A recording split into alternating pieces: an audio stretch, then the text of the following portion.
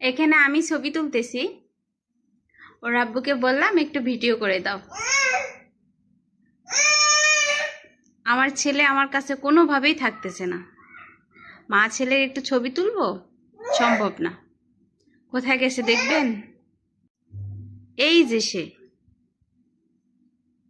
সে আমার ছবি তুলে দিচ্ছে, মানে সে আমার ফটোগ্রাফার হয়ে গেছে। ঠিক আছে, আমার ছেলে আমার ফটোগ্রাফার। ভাবছিলাম মা ছেলে একটু ছবি তুলবো, ওর বাবা ভিডিও করে দিবে, কিন্তু না, সে গেছে ভিডিও করতে।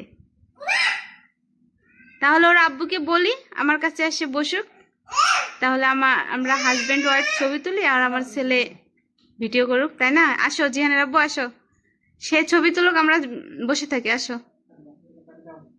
এই যে আমরা দুজন ফটোশুট করতেছি,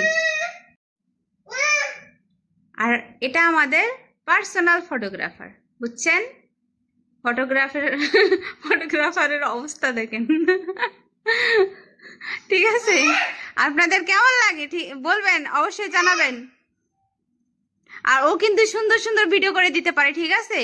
আপনাদের যদি প্রয়োজন হয় ফটোশুট করার, তাহলে অবশ্যই জানাবেন, ঠিক আছে? জিহান সুন্দর সুন্দর ফটোশুট করে দিবে।